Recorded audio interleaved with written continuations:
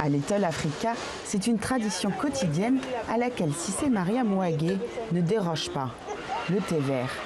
Résidente de ce quartier depuis plusieurs dizaines d'années, elle se souvient très bien de la journée du 11 septembre où elle a perdu un de ses amis du quartier, Mamadou Djouara. On l'a perdu et beaucoup d'autres gens. Je ne veux plus penser à cet événement, c'était trop grave. Meurtris par l'ampleur des attentats, les habitants de ce quartier africain d'Harlem, majoritairement musulmans, ont dû faire face par la suite à une vague de haine religieuse. Les mosquées sont restées plusieurs mois sous protection policière. C'est le cas de la mosquée de l'imam Souleymane Konaté, un pilier de Little Africa depuis plus de 40 ans. On nous insultait, on attaquait les musulmans, surtout ceux qui portaient le boubou. Imam Konaté rend régulièrement visite à ses fidèles et aux proches des victimes des attentats, comme Adidjatou Karamoko, qui a perdu son mari.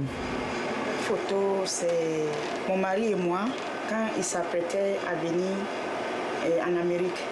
Abdul Karim travaillait au restaurant Windows on the World, fenêtre sur le monde, au 100e étage de la tour nord. La journée était très longue, noire partout.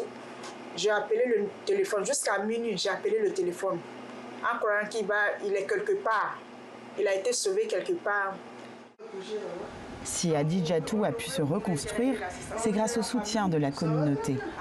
À Little Africa, se retrouver et s'entraider est fondamental.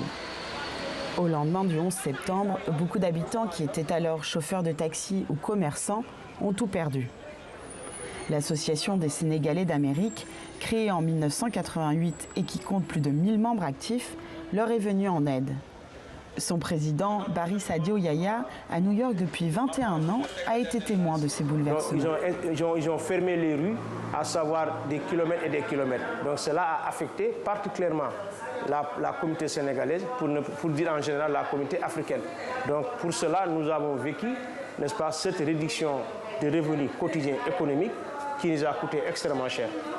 Aujourd'hui, 20 ans plus tard, les commerces fleurissent à Little Africa, qui est désormais devenu un quartier à part entière de New York, où chaque tradition, coutume et religion a sa place.